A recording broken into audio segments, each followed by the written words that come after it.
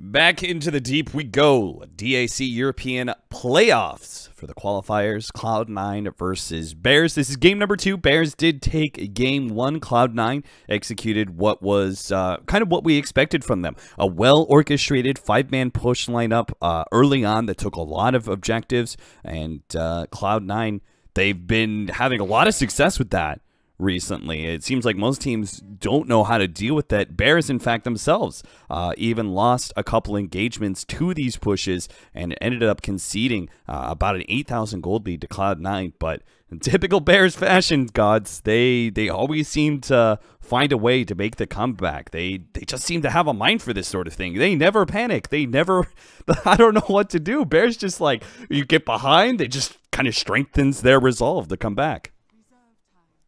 Yeah, they are a team who are very good at cutting their losses when they need to, as far as giving away towers, but then also punishing teams like for the smallest little things, like the couple of pickoffs they got last game, or even when they were defending a tower, like Baby Knight being a bit too far forward, they make sure they jump in, get the quick kill, and even if they don't get the kill, they're able to disengage very safely, and they do these plays at very low risk. So they're proving to be a tough team to figure out and beat. We'll see if Cloud9 have some answers in game 2.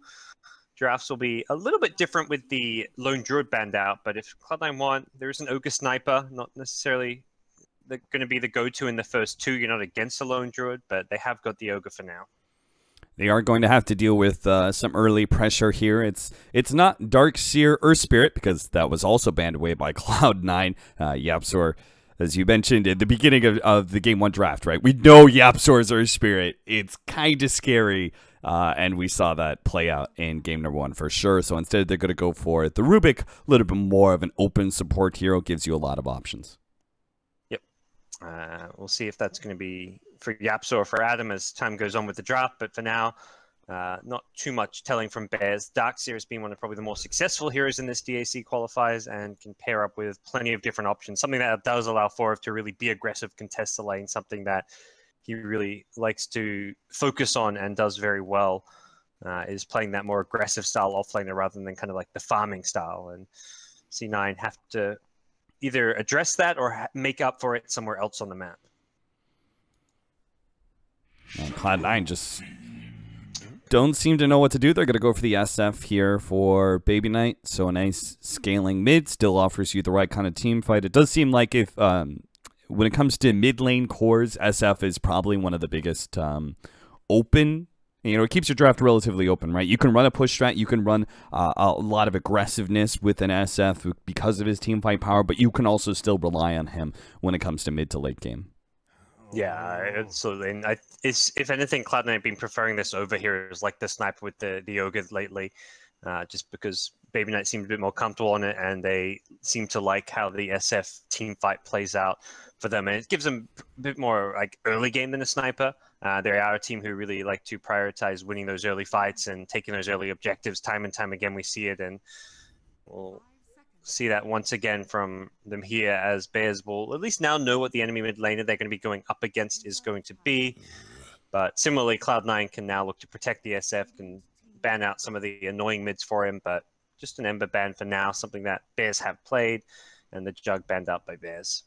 Now, SF can't be completely well-rounded. There's got to be some weaknesses in there. So, Gods, if you see this SF and you're thinking about ways to be able to counter the Cloud9 draft, what weaknesses do you see in SF, and how do you poke at those? His first biggest weaknesses is his level 1, but that's kind of always been, that's already been made up for by the Ogre pick a bit, since Ogre likely to be camping the mid lane.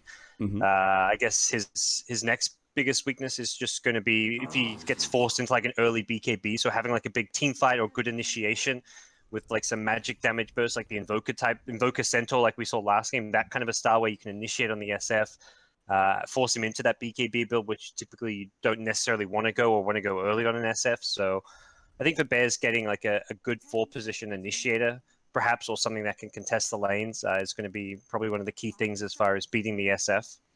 Okay. I like that. I like that. I like any sort of heavy ganking and initiation power against an SF, just because it is dangerous to slow roll your team fight power into an SF and let him get off that ultimate. So if you can force him into that, as you said, the earlier BKB timing, as well as forcing him to use that BKB in the beginning of a fight, I think you stand much better odds against that hero. Bears are going to ban away the Juggernaut, safe lane Juggernaut, as well as the Chen, so stopping more the pushing power of Cloud9. Jug is kind of one of those cores that facilitates pushes, so Bears are still wary of that even after beating Cloud9 in game 1. Yeah, they just don't want to traverse some of these annoying pushes. And again, Cloud9 wary of the Queen of Pain will ban that out once again. It's another, probably one of the weaker matchups for an SF to have to play. And also here we've seen a few times from Fata going into that late game Blade Mail Octarine build. It does feel like in general, Bears are picking up 2 good scaling core heroes, so both Fata and Firo, based on the games we've seen so far, and based on the fact that a lot of their games are going into the later stages. Their early game isn't necessarily their forte. You know, the Vengeful Spirit was actually still out there in the pool. That was one of the 1-2 bans, right? We had it was Slordar Venge. Was that Bears banning it, or was it Cloud9? That was Cloud9 banning those two. I was about saying, this time around, Bears are the ones who take away the Slordar, probably because of the first pick. But it's kind of interesting that Venge wasn't actually grabbed here. Cloud9 could still run it as some sort of safe laner if they really want to get super aggressive, and also as a support save for the SF. So I kind of feel like that'd be an okay opener. Nice synergy with minus armor and physical damage for the SF. So now Bears get the Bounty Hunter and looking to be disruptive. So there's Yapsor's hero. We'll put the Rubik onto Adam, and this gives them that pesky early game hero that can try and bully the SF a little bit and just give them that probably some kind of scouting potential for their big initiation, like the Darkseer Vacuum plus whatever kind of carries they're going to be running with it. Their team fight's going to be set up by this Bounty Hunter and his positioning. Does mean Cloud9 have to worry about, because the Ogre is going to be securing the SF in the laning phase, it does make them kind of worry about the safe lane and how that's going to go. You need probably a tankier support if you're going to deal with the Darkseer Bounty Hunter presence. Very notorious, the Ion Shell on top of an Invis hero, and then being able to have that Janata slow and Orb of Venom to allow the Darkseer to also close the distance with that hero. It's a tough lane to work, and I think that's why in part Cloud9 are going to get a safe lane hero that has a whole lot of self-sustain, is able to usually 1v1 or 1v2 these sort of situations, and maybe their other support isn't even going to lane half the time. Maybe he'll be putting pressure on the bottom lane and mirror Barris's strategy. Yeah. So I like this Necrophos. Yeah, and this is a hero that will give them that pseudo 5-man if they want to take that approach again, but it also scales very well. Necro can get a lot of benefit from items, and these 3 heroes so far that Bears have aren't really all too dangerous for Necro. The Iron Shell is good magic damage to go through the Ghost Shroud, but it's really like the disable into burst damage you're worried about, like the Invoker type heroes. But burst damage is likely to come out from either the mid or the safe lane, so there is still plenty of room to adjust to this Necro pick for Bears. But as it stands, Necro, SF, decent dual core, and even though Cloud9 revealed their draft, I do like the 2 picks they've got. At this point, trying to think of any of the mids that have left that we've seen them pick up, and it was like Quap and Ember Spirit, but both those were banned away by Cloud9. Probably anticipation of a Necrophos pick in some ways.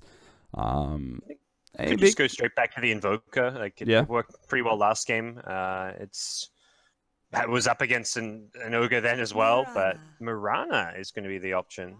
Yeah, I think when it comes to early pressure in magic damage, Mirana, Puck, those are the kind of mids you're going to be searching for. But I am surprised. When you said Invoker, I was like, well, yeah, they dealt with the push lineup before, right? So they could probably run the Invoker again. Maybe it's in some part because of the lesser initiation, and they have a Bounty Hunter, right? So it means you want to make sure you want to facilitate early game aggression as much as possible. Otherwise, Bounty Hunter by proxy just looks like a really crappy hero, right? You need other heroes to make that Bounty Hunter work. Cloud9 pick a forgotten offlane in the Batrider. This poor fella has not seen any play in Europe, it feels like, over this last week or two, but this used to be Hessajo's best hero if you go way back to when they were playing as Team Imperial. They were running this first pick Batrider. They were the ones doing the Batrider Centaur strats, and We'll see them go back to the Batrider for this game, giving them a clear initiator and a clear way to set up and start fights, blink lasso, Reaper Scythe, get that first kill, and then turn it into a 5v4 from there.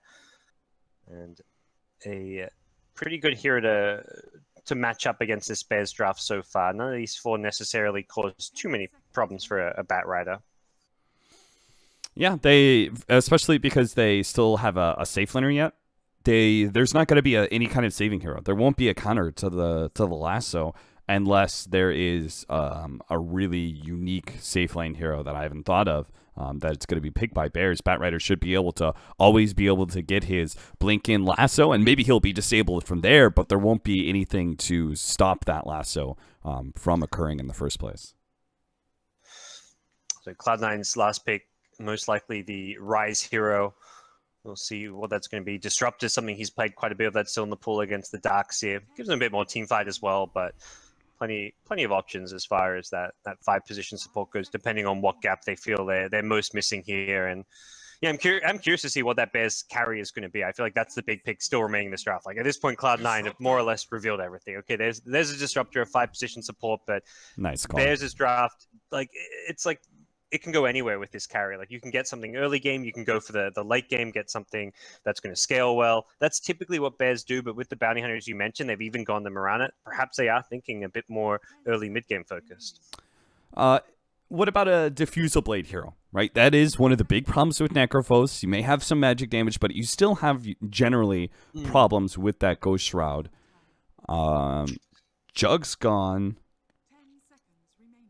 Slack is not a diffusal hero, magic damage. Yeah, more magic damage. Yeah, they've actually got a ton of magic damage to hit this Necro and his Ghost Shroud right now. Between the Mirana, the Slack has some good magic damage. The Shuriken from the bounty, the Iron Shell. It's a hero that also uses the Iron Shell. I think that's, to me, one of the important things with the Slack. Like right now, they can use the Iron Shell in the early game to pressure lanes with the bounty. But come mid game, like when they carry, when he comes online, I feel like you want someone who can be Iron Shelled up and have that extra bit of damage output. Yeah, it really does seem like the perfect hero, right? Early magic damage, uses the Ion Shell, still scales late game, so we're not under that pressure of like, oh god, we don't really have a pushing hero, but we have to make this early game work. I think it kind of checks all of the boxes that we needed. Also a hero that deals with Batrider. Right, that was also a big problem. Is that offlaner is oftentimes having a suffocating presence, and you only have the Rubik to protect you. Most likely, if they want to fully use this BH Darkseer combo. So, I think it was the perfect pick for Bears. But will it be enough? Because I still look at Cloud9's lineup. It does seem rather threatening. More team fight power and less pushing power than last time. But it is, I think, a similar strategy. Yeah, as much as Cloud9 normally a team who does really well in the early game, I feel like this is the game where Bears need to have the better early game. They've got the Darkseer Bounty Hunter, and I feel like if they're not having a good laning stage, their lineup doesn't come back in the same way it did last game. Last game, they just kind of sat around, farmed their jungle for a little while, gave up a tower hero there, and just wait till Weaver and Invoker hit all their key items. This game, I feel like the play to get back into the game isn't through farming and efficiency, it's through fighting. Apparently, Showcase View still breaks Dota. Did you crash? I did. Oh. Fortunately, there's a pause for us, so it's all good. You know, it used to be that you would, if you hit escape during Showcase View, it would crash. Now apparently it's just being in Showcase View. So apparently, I just got messaged by Basecamp that this Necrophos is 0 and 5. What? I imagine it's just in DAC Europe. But oh, okay. I mean, the more I think about it, I'm like, yeah, I haven't seen Necrophos win games. I always feel like some games it's done all right, but at Finham played it at least one of their games. We saw it.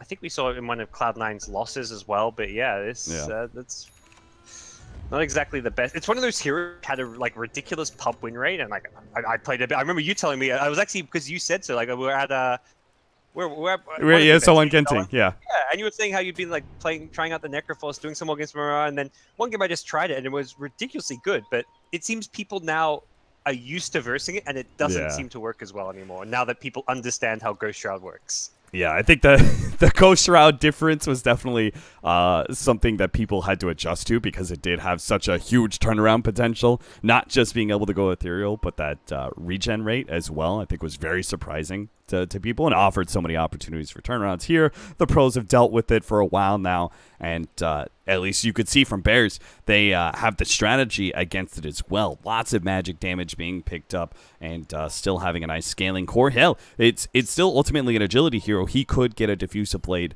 later on to the game if the Ghost Shroud is still a problem for him. Yep. And I'm going to get his first Iron Shell go scouting into this top rune where currently no sentries are put down. He has full vision of Rise, and this is not looking like a bounty rune that Cloud9 will be able to secure. Potentially a triple bounty rune coming Bear's way. You know, the one thing that is somewhat concerning for me is the fact that they don't have any dust. And I think that's always somewhat problematic against these aggro dual lanes when they have these invis heroes because they are so threatening with the Ion Shell and such.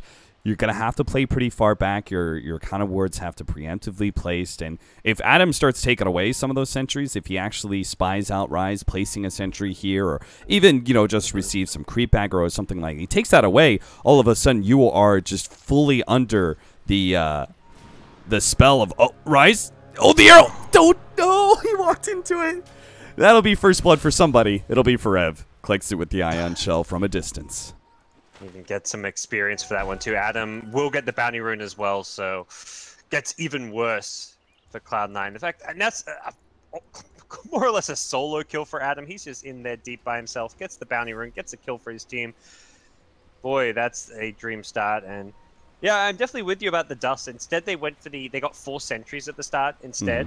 But I feel like Dust is so good for killing bounties with that movement speed slow if he goes in biz to try and escape. Although he has gone for the level 1 boots, which with the Dark Series, a very strong option. He's going to be right from the get-go, level 1, pressuring Ace.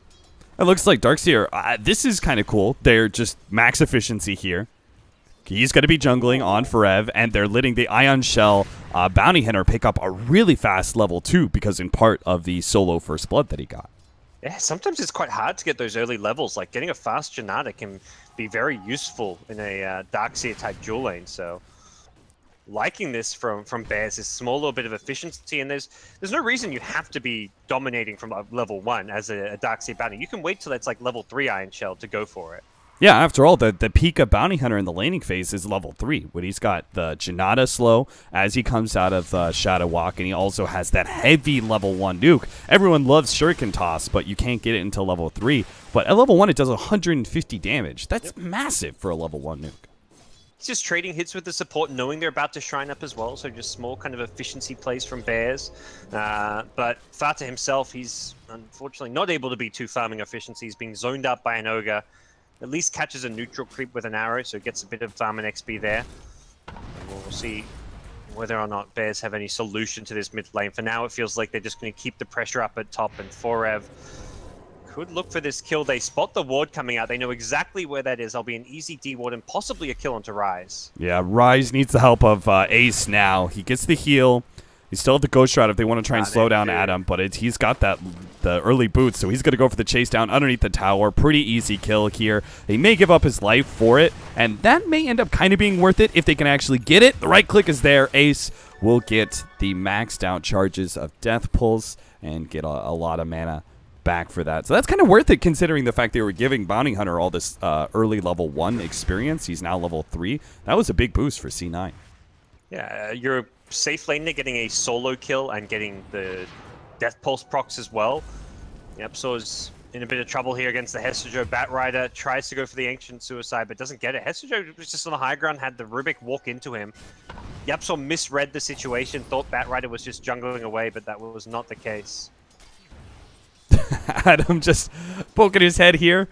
It takes a deny, tosses down a sentry, I guess to make the SF a bit more scared as Noya attempts to leave the lane, but now it's Noya who's in trouble as he headed into that Dire Secret Shop area, is going to be run down by Yapso with the Ion Shell on top of him. Forev, fortunately for Noya, is out of mana, so they couldn't get the double Ion Shell nor the Surge to really chase down this Ogre, and he will get back to safety. Yeah, good discipline there. Kind of what they were needing, I think, with Adam's dive. They didn't have to get that kill on the Disruptor. They just had to continue and maintain their pressure. But it's going to be pressure now on the mid lane. Baby Knight could be in some trouble. Yaps was a bit far away for the lift, and without the arrow landing... Ooh, Baby Knight trying to turn it around. Misses the first race, hits the second. But we'll have to back off and Shrine up, perhaps, or even Bottle Crow. He's getting a bit low here in this middle lane. Yeah, this is very well thought out from Bears. I like this a lot. It hasn't worked out perfectly, but you give the Bounty Hunter that solo experience up in the off lane because you know the Ogre Magi, he's going to be in mid, and you can't impact that lane for the first 2 minutes. But typically, Ogre needs to leave the lane eventually, right? He can't totally spit experience with the SF. So once SF has that Souls and has a big damage lead over the Mirana, who is notorious for having rather low damage in the beginning of the game, that's going to be your window as the Bounty Hunter to start putting pressure on the SF. And then C9 are forced to do what? They maybe bring the Ogre back, but again, you're splitting experience that whole entire time. I'm liking it. I feel like the Bears side are just getting a lot more out of the lane as a result. Oh, that was a double sentry kill from Noya. He placed 1 cent and found the 2. Well, then now they'll do well. I was about to say that top observer ward that Rice place has been in that top lane for an awful long time, but Adam came back, took it out, and is ready to roam back into this top lane. A decent-sized neutral stack is here, which is being contested by both teams, and Adam, with his rotation in, could potentially find a kill, but Sentry Ward scouts him out. He's going to have to do an early glimpse back, but if Adam runs right, he's going to be out of that with the Surge. That'll help him out as well. Yeah. C9 Four took the Sentry out, so the detection was gone as well. Oh, nice. Meanwhile, we haven't actually talked about bottom lane at all, besides Hesta Joe getting a kill, but Firo's free farming, Hesta Joe's jungling. It's kind of boring. Hesta Joe came to the lane once or twice, put a bit of pressure on the Slark, and Slark, you can see it reflects in his CS a little bit. He's not farming as much as the Necrophos is, for example, but Slark doesn't have quite as easy a laning stage as a Necro. Any little bit of pressure is going to be hard to deal with, but now that he's level 6, he's got that easy regen, and this lane should get a whole lot better for him. Fada is about to pick up his level 6. We'll see if Bears have something planned for the early Moonlight Shadow. They're going to move Darkseer over or something, or move the Slark around, or they're just going to keep the laning phase where it's at. I mean, it's not going terribly, right? 32-1 on Fada's Mirana against the 34-13 of Baby Knight. He can't really do much jungling just because of Adam. They might be able to catch Noya here, but Noya actually turns around, does manage to get the stun, dodges the arrow. Fada having rough luck there with the arrows. Started off with a beauty, allowing first blood to happen, but ever since, it's been all misses. Yep. Oh, Courier will scout the Bat Rider movement. That's actually perhaps fortunate for them, because that Bat was rotating on Fata, but even without the Bat, they may have this kill, Fata. Oh no, they're out of counter vision. No detection, yeah. Bat's still here though, Hestejo. Doesn't, again, no detection. Oh no! The telekinesis was not thrown quite far enough back. It looks like Fada misjudged again, and either way, I'm not sure if that, like maybe 2.5 stun would have allowed them to kill Hestejo. Bat had the raindrops, so would have blocked arrow damage, or potentially even some Starstorm damage with that, so don't think that was likely going to be a kill regardless. An early Helma Dominator for Ace. I can't remember if this was his build last time, but I do like the idea here against the Darkseer. That is, yeah, just purge off that Iron Shell every single time. Mm-hmm. That is pretty obnoxious for a Darkseer to have to deal with. Just can't push this lane whatsoever. Yeah. And it still gives pretty decent stats as well, right? So it's not like Necrophos is going to be behind when it comes to those items. Firo tries to make a pounce here onto Hestejo, misses. Hestejo turns around, tries to get some Firefly damage, but there is the Rubik with the response. Yeah, I think the item for Necrophos fits him fine. You want your hero that wants to kind of fight early, not just farm away, and you're happy to use that creep as an aggressive kind of utility. And we're seeing them start to pressure this top tier 1 tower now with the help of it. He's out of mana though on the purge creep, so an arrow, shuriken, that slight midi stun is what allows the stun of the arrow to be able to land, and Baby Knight maybe going down. The Fairy Fire is actually going to be enough to save him. Turns around, gets 1 raise, 2 raise onto Adam. Adam's dusted up, so he's going to get dropped. And now Fada is in trouble as well, as he doesn't have leap. Hesta Joe is going to be able to collect that kill as well. What a big play there from Cloud9. A huge turnaround. You can see they're ready at all times with the TP rotations as well. Yeah, they play this early game so well in so many different ways. Not just when it comes to 5-manning and pushing and winning lanes, but helping each other out. The early moves, C9 keep Baby Knight alive and get a couple of kills on the way out. SF is happy to spam out this mid lane and maintain his level of farm. So right now things are overall going slightly better for C9 than Bears, but this is definitely a recurring theme when it comes to C9 laning stages, and same for the Bears. So won't necessarily be off-putting for them, but it may kind of force them into a playstyle where they're just going to wait some of their key items. The Ags of the Mirana and the Shadow Blade of the Slark. These items aren't particularly close, but they will be coming around that kind of like 15, 16 minute mark, and that's where Bears will become a lot stronger. And what I really like is that with the Bounty Hunter kill, SF immediately starts doing some jungle, because before he couldn't. Hesta Joe's going to be caught, pulled back by the vacuum into the wall. That wall slow allows the telekinesis to land, and Bears will pick up that kill. But they're not able to deal with this aggression in top lane. It's a double wave push into the tier 1 tower. Darkseer can't do anything to respond it. He's bottom anyway, so that is going to be a pretty big net worth lead now for Ace, sitting at 5k. Yeah, that's also looks like his mech completed too, so he gets a whole lot harder to kill with that Ghost Shroud mech, able to burst heal yourself back up. Not really sure Bears have the damage to bring him down unless they can get like a really good chain stun with a lift into arrow or something along those lines. Well, they have a double damage in the bottle of Fada and a Moonlight Shadow coming up in 15 seconds. We'll see if they plan to use this aggressively in the next minute or so.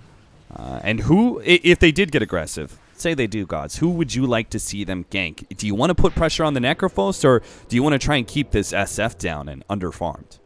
I think Ace is, to me, more the key player. Like, SF is going to have his way getting items and farm. Like, C9 are really good at protecting him, but I feel like Ace is often kind of more on his own, split pushing. He's had the one hero with him in the Disruptor, but I think like a three hero rotation with like a Bounty and Mirana could find those kills, but for now they start off on bottom. More TPs coming in, and a counter. YapzOr actually lasts up. Hesta Joe, who gets pulled back into the arrow of Fada with a double damage. They do manage to bring him down.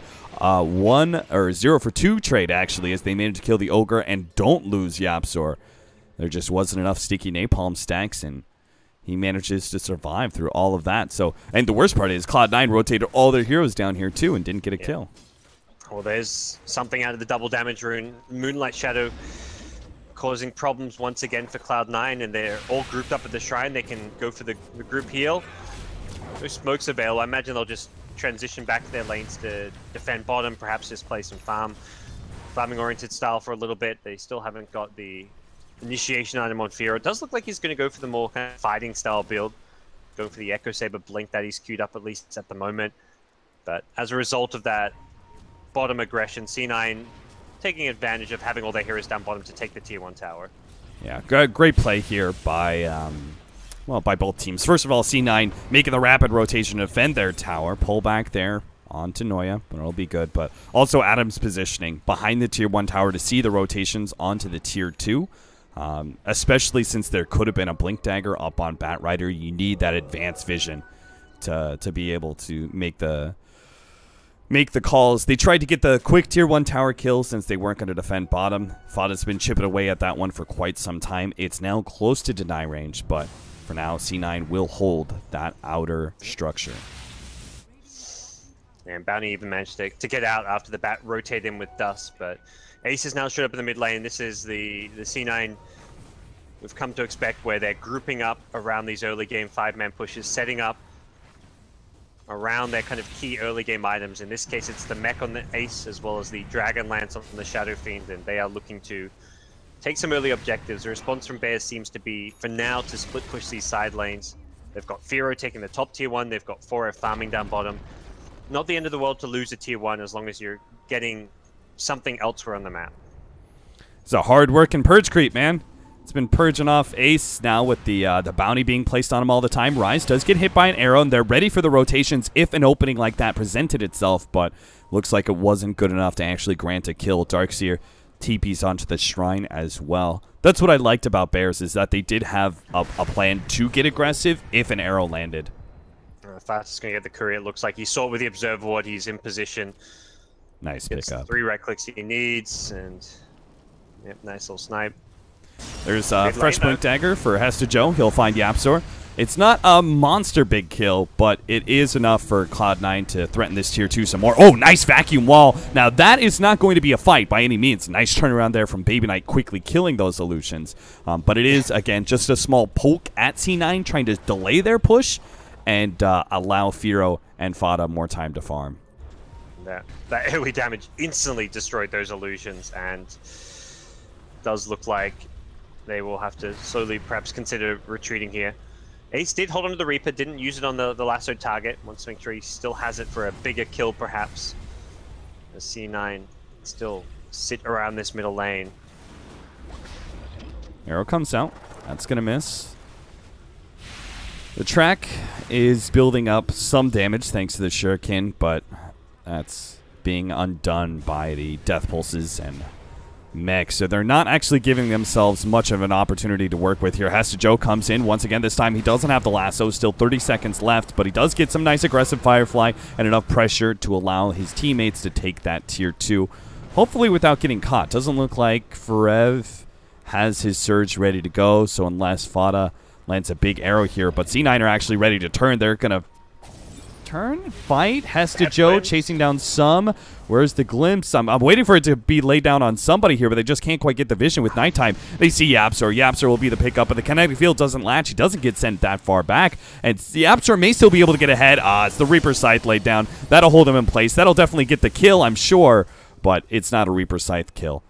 And that is just more and more time for Firo, honestly. I would trade that minute's worth of time for Firo.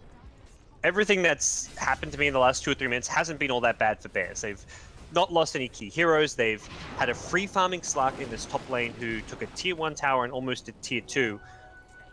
He is now being hunted down with Batrider's lasso back up. Cloud9 are trying to punish this, but I was about to say this experience differential must be massive right now, and it's 4,000 XP in Bears' favor. The gold is only in Cloud9's favor in a minuscule way. It's 600 gold that they've got on top of Bears, and the experience is a big, big problem because of how much they've been 5-manning.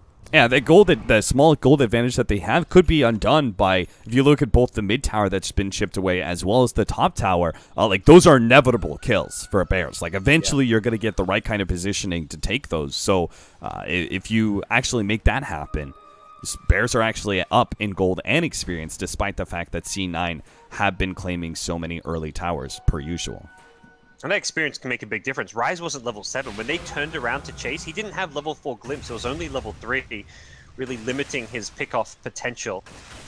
So that's where you've got a level 8 Batrider. That really feels a bit lackluster as well. I feel like this is where you'd typically see like level 10, level 11 on a Batrider, which he has maxed out as Firefly, but still lacking points in both Napalm and Flamebreaker. Now they pick up a gem, but this gem to me suggests they're going to just continue to 5-man. You don't pick this time to split push or to farm all around the map. It does help against the Bounty Hunter, but it does feel like Cloud9 are going to maintain a level of aggression towards taking early objectives and towers. I feel like they've almost invested into this plan so much that they just have to keep going. They've got, in some ways, sort of a sunken cost here, where it's like, all right, we're definitely behind in experience, but if we can finish off the rest of these tier 2 towers, we open up shrines with the gem, we also take a lot of map control. Maybe that's the way we can bring this farming game back into our favor. Yeah, if they can use all this towers to actually take over this Radiant jungle, because I think at some point their lineup isn't going to be able to break high ground. That's for sure. They do not have heroes, even with an Aegis, to threaten high ground. So at some point they have to fall back and play the farming efficiency game, whether that involves things like Midas's. Don't think so, really. They haven't really got the best Midas heroes, or just trying to play map control, get wards up, use this gem to deny your opponent's vision, and take fights based on what vision you do have, because that seems to be the approach they're taking now. Wow. I That Radiant scan, it almost lasted long enough to be able to get the successful read on C9 here. Hesta Joe, they're actually going to get popped here. The arrow lands on Ace. Hesta Joe, his smoke is popped as well. Bears are going to try and come forward here with the Moonlight Shadow. Forev throws out the backing wall. Nice. Into the corner there. They're going to be clapped up by Roshan as well, so slowing down that retreat. Baby Knight again on point. Fearo's actually going to jump up onto the cliff area here, trying to catch Hesta Joe. Hesta Joe is low. Nice telekinesis toss back into 4 as well. Hesta Joe still surviving, has the track on him. Fearo's going to go for this kill with his ultimate. He'll pick that up. Baby Knight lets loose the ult, but Fearo's already away, so they're going to have to get at him instead. The gem. On Ogre. On Ogre. So Noya did manage to pick that one up, and that's how they got the Bounty Hunter kill as well. Fada just TP's back, so... Alright.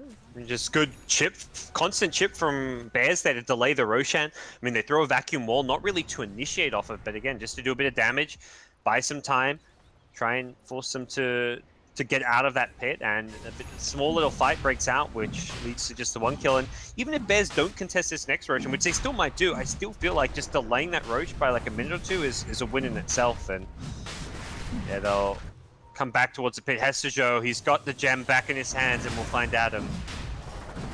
Adam bounces that shuriken between the two, trying to run himself away. He's got the movement speed, but he can't outrun Glimpse. So he'll be stuck in the kinetic fields. Fada and Fearo again with the split pushing during that time. Yeah, I mean, it's still a Bears team who probably aren't too concerned with an Aegis at this point. They know what their high ground defense is like. They also know they can constantly split push with Mirana and Slark. Fada almost has a Blink Dagger to go with his Aghanim Scepter, and he's now chipping away at this bottom tier 1. There's a cooldown on Lasso, so that death on Adam's Bounty Hunter, it's not really all too bad when it gives you some freedom on your course to split push these side lanes. Without the Lasso, getting kills comes down to the Glimpse at that point, which is just one less tool for Cloud9 to play around. Yeah, Fada's not really scared, because if it's just a Glimpse, right, he can just leap at the first sign of aggression and pop Moonlight Shadow. So it's the Lasso that would have kept him from pushing that tier 1 tower. In the end, they do manage to pick that one up top lane. Ace, this is a very big kill. He does still have the Guardian Greaves. Fearo pops the early ultimate here to make sure he does not drop below half HP. He's going to go back in, hits another pounce, trapping in Ace. They need the rotations out from Cloud9, but they just aren't getting them. Ace throws out a Reaper's Sight just to be able to slow down Fearo and hopefully get back, but he just can't get there in time. Rise was almost there with the Kinetic Field Static Storm, but now he may be caught as well. Fearo has his Blink Dagger up in 5 seconds time, trying to chase him down, but won't find him. Cloud9 have smoked up on Hesta Joe, but I doubt they're going to make anything happen without Ace on the field. So 1 second, I'm just reconnecting back in the game. I missed that last 15 seconds. Well, Batrider tried to catch Fearo with that smoke. Doesn't actually result in much, and if anything, Cloud9 are going to be able to make their turnaround here. An arrow landed onto Baby Knight, so they quickly jump forward. Kill Hesta Joe. Yapsor with a Stolen Requiem does get a lot of damage out onto Cloud9 as well, plus the damage reduction. C9 cannot fight this one. The BKB is going to wear low here on Baby Knight now. Fearo and Fada both jump back in with their Blink Daggers. Bears are just completely outmaneuvering Cloud9. An arrow actually misses on the Aegis Revive, but Baby Knight, he's kind of stuck here anyway. Maybe with the explosion damage, Ace can get a kill, but he doesn't have the Reaper's Sight, so even as the SF dies, Bears are still healthy enough. Ace can't do anything, so he's just come back and died almost immediately. Runs around the shrine, is going to activate it, but he's still 5 seconds left until the Reaper's Sight is up. I don't see him surviving long enough to be able to do anything, so wow. That full-on team wipe there, I believe. All 5 going down throughout the course of that one. Losing your gem as well makes it an additional 1,800 gold swing. Worst case scenario for Cloud9. They didn't have the room to lose like a single fight this game, it felt like, based on the way they were playing. Going for this big, heavy emphasis on 5-manning down towers. They were already giving up so much farm and XP to all 3 cores on the Bears side through the split push, and suddenly we're looking at a very poor Batrider. He invested heavily to have that gem. That was his money that was gone into that one, and he's as poor as the Rubik right now. You've got 5 very farm cores and then a big drop-off down to what are effectively the 5 supports at this point. And Fearo, he's not done. He finds another kill, a warding disruptor, gets punished. And they know exactly where that ward is to deal with using the newly acquired gem on Adam. Diffuser Blade up next for Firo, so he is going to try and counter that Ghost Shroud. The SF is the only threat, I think, for Bears, and they've just played kind of an in-and-out game against him. Slark, you know, pounces in, forces the BKB, and then he'll run away with his ultimate half the time, and then Fada will blink back in once the BKB is down. They're just playing time. They know they have late game with the Slark as well. Slark and Darkseers scale really well, and they also still have a really nice peak with this Mirana. Going in the probably next 15 minutes or so with his Aghanims, Blink, and Boots of Travel. He has all his farming items, and to the next items, we'll start seeing some real damage out of him. Whether that's more Magic Burst, which might be preferred against the Necrophos, or physical damage. Either way, Mirana still has yet to hit her peak. Absolutely. Still lots of room for her to grow item-wise. I think this is a game where Lincolns are going to be super valuable as well. Once you have Lincolns in the playing field, Batrider becomes... He's just not going to be a hero this game. It looks like Slack is building one next. I think even Mirana could consider on getting multiple Lincolns is totally fine because all of the catch comes from single target initiation in the Glimpse or the Batrider Lasso. And then often that finishing blow from the Necro, the Reaper, is another potential spell to block as well. C9 trying to finish off this tier 2 tower. Fada is just going to go for the push into the high ground, instantly eliminating the creep wave and beginning that chip damage. So while they may have gotten that tier 2, it cost them a lot of map control, and there's still another tier 2 left to opening up those shrines. And we said, you know, Cloud9's, their idea was to be able to finish up the rest of these tier 2s early and use that gem to control the map as well as take out the shrines, and then maybe from there Bears can't actually farm the same way that they have been with all this split pushing. But Bears have gotten to a place where they can now fight in. There's a jump in, force the BKB. There's a wall vacuum as well out from Farev. There is a Disruptor Static Storm holding him in, but they're actually not getting enough damage to kill Farev. He's going to Guardian Greaves up and run away. C9 did not have Ace in that fight, nor did they have Baby Knight outputting a whole lot of damage as he was too scared of Firo in the beginning. 13-9, nothing really comes of that engagement, but another BKB charge down for the SF. It really is the game plan, just hit and run on the SF. And like the Saka's first pick, I was thinking in my head, like, okay, Saka's great against all these heroes. Is he really good against SF with the Rec Room? And then the more I thought about it, like, we have not seen good, like, SF BKB Requiems for the most part. We've seen a lot of SF picks, but Requiems have not been getting many kills. Most of the time they're defensive or used in zoning ways.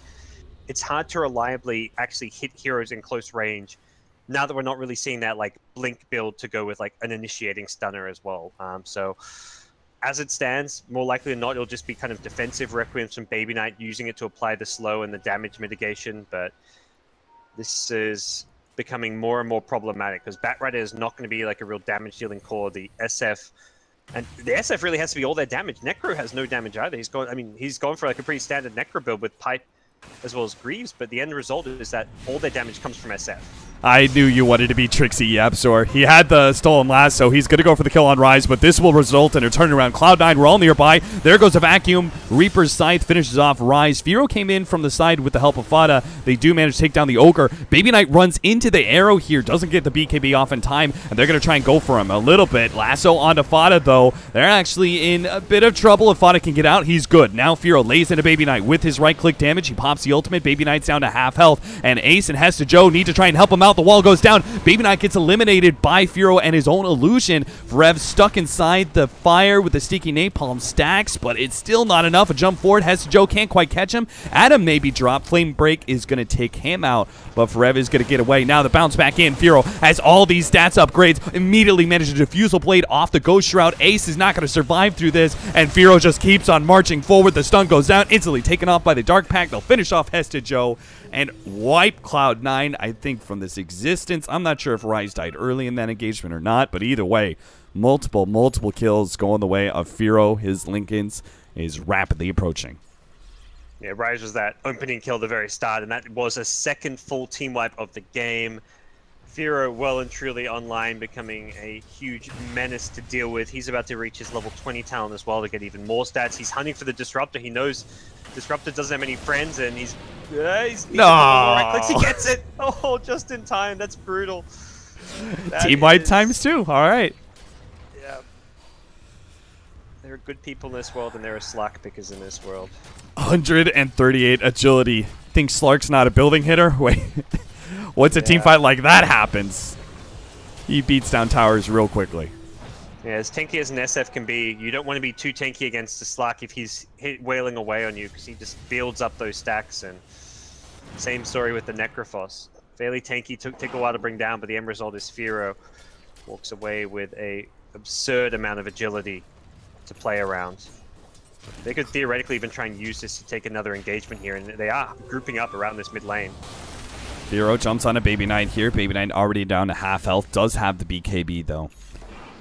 Fada jumps forward, throws an arrow out from the tree, surprises Noya, lands that one. Hestejo's going to try and respond with the lasso, but this opens Firo to make his initiation on a Baby Knight once again. These heroes from Bears, though, seem to be too tanky. With the BKBs, Ace can't lay down that Reaper Scythe. He lays it down right as the BKB wears out, but it looks like Fada still managed to survive through it. A pullback there, Glimpse Static Storm completely misses, and Firo is going to turn onto the Baby Knight SF, finish him off, get Rise as well, and probably jump for more. Gets a Force Staff, throws out the pounce, hits Ace, diffuse a blade up immediately as the Ghost Shroud is laid down, and racking up those stats. Ace gonna try and TP out, does make it, but Firo up to 32.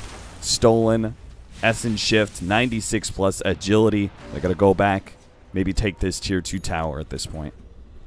He wants to go back in the base, it seems like. He's like pinging the high ground, like, can we go again, guys? There's no SF. Like, Firo is just playing like a beast this game.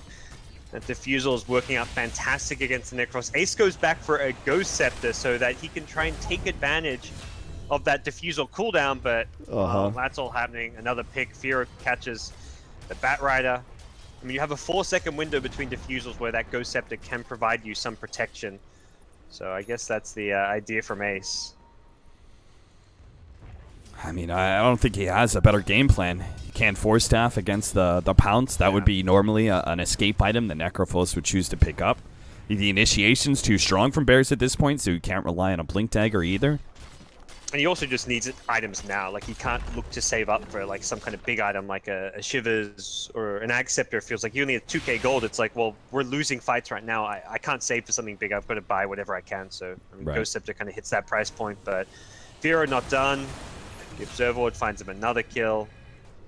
And there's a Lincoln Sphere on Firo, meaning he can really engage into whatever he wants at this point without too much fear. Cloud9 just need to sit back for a while. Let these Essence Shift stacks just go away, because Firo's just maintaining a constant 90 to plus 100 agility. Yeah, it has not gone down since that first big team fight, and Firo will finally settle. It looks like he's going to use it, or the waiting away Essence Shift to help take Roche down. But I think, as you said, Cloud9 just want to sit back and they're chilling. They're like, all right, we just got picked off like 10 times in a row right outside our base of this Slack. Let's hide in our base for once. But problem is, hiding in your base means no contest on this Roshan. I'm not even sure if Firo needs the Aegis, to be honest. Maybe it goes Fada's way. Yeah. Pick it up, and Firo, we'll see what he wants to go for. 3.2k gold. Has already got money for another big item on top of the Lincoln Sphere. Damn. Oh boy.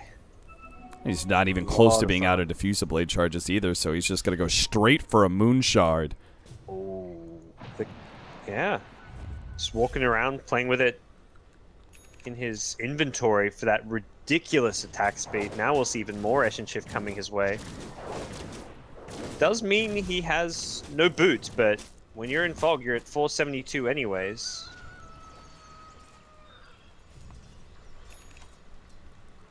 C9 hold up inside their base. Bears are not going to be able to find initiation, it looks like, with this smoke.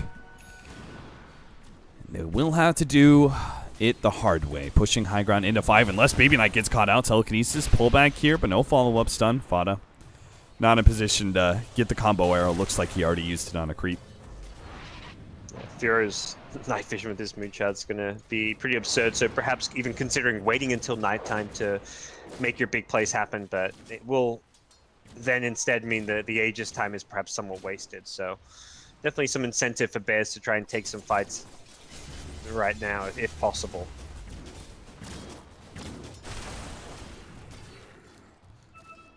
chilling out here. What are they waiting for? Oh, Shiva's is about to be finished up by Forev with his Blink Dagger. That's a pretty big pickup. Gotcha. Yeah, other than that, I mean, their key levels, like no one's that close to any big talents. All their 3 cores are all level 20 to 22, so there's no level 25 talents coming anytime soon.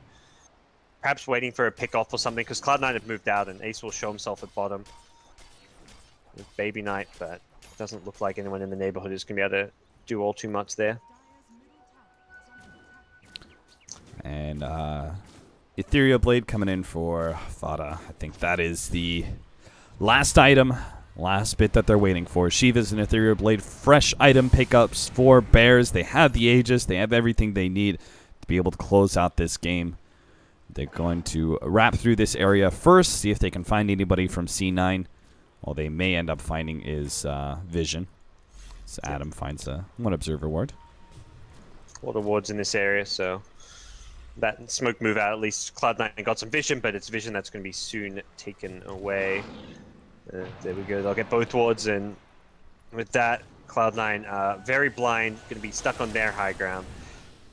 Observer Ward placed, immediately going to be countered, and catching Adam. That's going to be a nice pick to start this whole entire fight, unless, oh no, the vacuum downwards has pulled Ace down to the low ground. This could be a 1-for-1, but it looks like Ace is tanky enough to be able to survive through that. So a free pick for Cloud9. They catch the Observer Ward being placed, and they catch the Observer Ward placer. Oh.